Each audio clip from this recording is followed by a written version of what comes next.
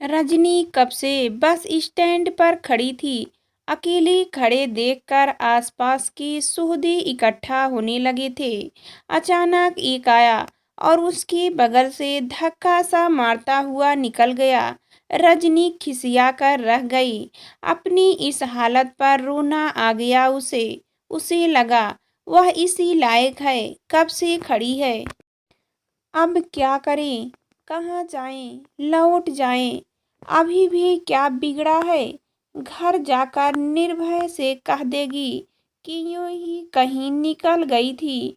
उसे क्या पता चलेगा कि रजनी के मन में क्या चल रहा था और वह क्या सोचकर घर से निकली थी। लौटने का रास्ता तो अभी भी खुला ही है। वह मायके जाने वाली बस में चढ़े। बस स्टॉप पर खड़े खड़े ही उसको अपना अतीत याद आ गया। 5 भाई बहनों में तीसरे नंबर की रजनी की सुंदरता ही उसकी सबसे बड़ी पूजा थी। उसके खिले हुए गोरी रंग के आगे सूरज की धूप भी फीकी लगती। उसने पढ़ाई में परिश्रम करने की आवश्यकता नहीं समझी। सुंदर लड़कियों को पढ़ाने की क्या जरूरत। उनके सपनों का राजकुमार तो घोड़े पर सवार होकर आता है, फिल्मी हीरो की तरह ले जाता है और जीवन भर उनके लिए पलक पावड़े बिछा कर रखता है। यही सुंदर सा ख्वाब रजनी का भी था। उसके पापा भी लड़कियों को ज़्यादा शिक्षित कराने और बड़ी उम्र तक घर बिठाए रखने की हिम्मती नहीं थे। 18 वर्ष की होते होते उसके लिए योग्य वर की खोज शुरू हो गई थी। बड़ी लड़की की शादी तो उन्होंने 18 वर्ष की उम्र में ही कर दी थी। रजनी की सोच भी इस स्तर से ऊंची न उठ पाई। किसी तरह से इंटर पास कर घर बैठकर अपने लिए योग्य वर मिलने का इंतजार करने लगी। कितना अवश्य हुआ कि उसने स्वयं को सिलाई कढ़ाई व पाक कला में निपुण कर लिया था। घर के कागजात में कुशल रजनी माँ की लाडली थी। एक दिन रजनी इस घर को छोड़कर चली जाएगी, यह सोचकर ही माँ का कलेजा कांप जाता। पर यथार्थ तो यही था। माँ जानती थी कि आज नहीं तो कल रजनी को जाना ही है। आज रजनी को देखने कुछ लोग आ रहे थे। छोटी बहन कितनी उत्साहित है, रजनी कम बेचैन नहीं है। उसे देखने वाला कैसा होगा, उससे क्या क्या पूछेगा, यही सब सोच रही थी। वह अच्छी लगे, इसके लिए खुद को उसने ढंग से सजाया संवारा था। सुंदर सलोनी रजनी से कौन ब्याह करना ना चाहेगा। उसे खुद पर पूरा विश्वास था और हुआ भी ऐसा ही। निर्भय उसे देखने आया और एक ही नज़र में हाँ कर गया। वह खुद सांवला था और गोरी चिट्ठी रजनी को देखते ही अपने आप को भूल गया। सांवले या काले लड़कों को गोरी दुल्हन की बड़ी चाह होती है और लड़कों का कोई रंग थोड़ी ही देखा जाता है। नानी कहती थी, लड़का तो घी का लड्डू होता है, टेढ़ा भी हो तो भी कोई बात नहीं। रजनी भी इसी सोच का एक हिस्सा थी। अपनी खुद की सोच विकसित करने का ना उसे माहौल मिला था, ना उसमें खुद इसकी क्षमता थी। बस समय के बहाव में बहती चली गई और जैसा होता गया उसे स्वीकारती गई। इसी तरह ब्याह करके रजनी निर्भय के घर आ गई। बड़ा सा संयुक्त परिवार था। निर्भय का सास ससुर जेठ जेठानी दीवर ननद, कोई सा रिश्ता बाकी न था। रजनी से सभी को बड़ी अपेक्षाएं थी। सुघड़ कार्यकुशल, सबका आदर सम्मान करने वाली बहू की छब सब रजनी में देखना चाहते थे। रजनी भी सबकी अपेक्षाओं पर खरी उतरने के प्रयास में लग गई। निर्भय के साथ समय बिताने, घूमने फिरने जैसी सहज इच्छाएं थी जो हर नई नवेली के दिल में विवाह के शुरू होने के दिन में होती है। परंतु शादी के शुरू के दिनों में ही रजनी के समक्ष निर्भय का व्यक्तित्व उजागर हो गया। परिवार के लोग परिचित उसे मस्त मौला कहते। जहाँ जाता वहीं का होकर रह जाता। घर पर कोई उसका इंतजार कर रहा है। परिवार के लोग उससे कुछ अपेक्षाएं रखते हैं। इन सब बातों का उसे कोई ख्याल न था। नई नवेली पत्नी के प्रति भी उसे आकर्षण न था। बस सारा दिन बिताकर रात को घर आकर अपने कर्तव्य की इत्तिश्री समझ लेता। खाना भी बाहर खा आता। वह रजनी को चाहता तो था, पर उस चाहत को अभिव्यक्त करना और रजनी के भावनाओं को समझने व उन्हें महत्व देने की न उसमें समझी थी न इच्छा। संयुक्त परिवार में रहते हुए पत्नी को लेकर कहीं घूमने जाने की हिम्मत वह नहीं जुटा पाता। परिवार के अन्य सदस्यों के साथ ही रजनी का समय काटता। यहाँ वहाँ घूमते रहना निर्भय का संगल था। उसने ठेकेदारी के लिए रजिस्ट्रेशन करा रखा था। काम मिलने के लिए अफसरों के साथ लगा रहता। भाग्वी अधिकारों को भी अपनी चारों ओर घुमाने वाले करिंदे चाहिए होते हैं। सोए निर्भय को अपने साथ लिए रहते। आवश्यक अनावश्यक वे जहाँ भी दौरे पर जाते निर्भय को बुलवा आ जाता और निर्भय साथ चल देता। दिन या समय की उसे कोई चिंता न रहती। रजनी सोचती यदि इसी तरह जीवन काटना था तो निर्भय ने उससे विवाह ही क्यों किया। रजनी मायके जाती चाहे जितने दिन रह जाए वह कभी उसे लिवाने न आता। हमेशा वह अपने भाई के साथ ही वापस आती। ससुराल आकर फिर उसी माहौल में कुछ समय में ही उसका मन विरक्त हो जाता और फिर वह मायके आ जाती। और कोई ठिकाना तो था नहीं, अकेली कहाँ जाती। इतनी शिक्षा और आत्मविश्वास भी नहीं था कि वह खुद के बूते कुछ करने की सोचती। रजनी मन महसूस कर जाती। क्यों उसने मन लगाकर पढ़ाई नहीं की। आज वह अपने पैरों पर खड़ी होती तो इस तरह मोहताज न होती। कभी ससुराल कभी मायके के बीच पेड़ुलुम बनी रहती।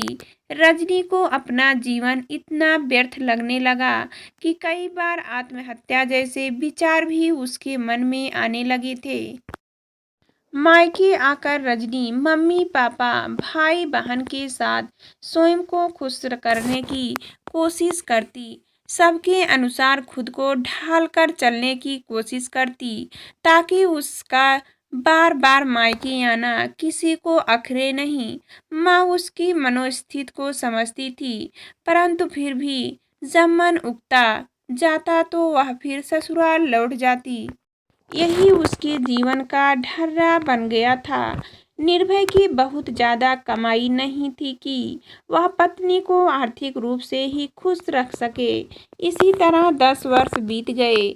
घिसटती घिसटती रसहीन जिंदगी। रजनी का लवड़ भी फीका पड़ गया, पर इतना अवश्य हो गया कि नन्हा अभिनय उसकी गोद में आ गया। रजनी का समय अभिनव के प्यार दुलार देखभाल में कटने लगा। उसे लगा जैसे उसके जीवन के संवत में नए पुष्प खिल गए हों। बेटे के जन्म से निर्भय के व्यक्तित्व में भी कुछ स्थायित्व आया। अब वह घर पर ज्यादा समय देने लगा। रजनी को लगा अब उसका जीवन व्यवस्थित हो जाएगा। पर अभिनव अभी 6 माह का भी नहीं हुआ था कि निर्भय फिर वहीं अपनी पुरानी जीवन शैली पर लौट आया। सुबह जाता तो फिर पता ही न होता कब लौटेगा, कहाँ गया है, कहाँ खाना खाया, कहाँ रहकर कुछ बिताने की उसे आवश्यकता नहीं थी। रजनी कुछ पूछने की कोशिश करती तो उसे चुप करा देता। औरत को इतना अधिकार कहाँ कि पति की पूछताछ करे। कभी कभी तो वह कई कई दिन वापस न आता कोई स्थायी काम धंधा करने की वह सोचता नहीं। रजनी के ससुर ने अनेक बार उसे घर के पास ही जनरल स्टोर की दुकान खोल लेने की सलाह दी, पर उसने कभी उनकी बात पर ध्यान न दिया। निर्भय को तो बड़े बड़े अफसरों के साथ घूमने, गेस्ट हाउस में रुकने, साहबों की पत्नियों की चाटुकारिता करने की आदत पड़ गई थी। घर परिवार के साथ, स्थायित्व के साथ रहना उसे सुहाता नहीं था। पत्नी बच्चे की उसे कोई चिंता न थी। वे तो परिवार के सदस्यों के साथ सुरक्षित थे ही। जीवित रहने, पेट भरने के सिवा भी पत्नी की कुछ इच्छाएं होती हैं, इस बात पर निर्भय अपना दिमाग जाया ही नहीं करना चाहता था। रजनी सोचती कि वह क्या करे, उसका जीवन क्या बनकर रह गया है। अकेली वह कुछ कर नहीं सकती, पति का साथ उसके हिस्से में नहीं था। अपने बच्चे को वह अच्छी परवरिश कैसे देगी, उसे अच्छे स्कूल में कैसे पढ़ाएगी। रजनी का दिमाग जैसे फटने लगता।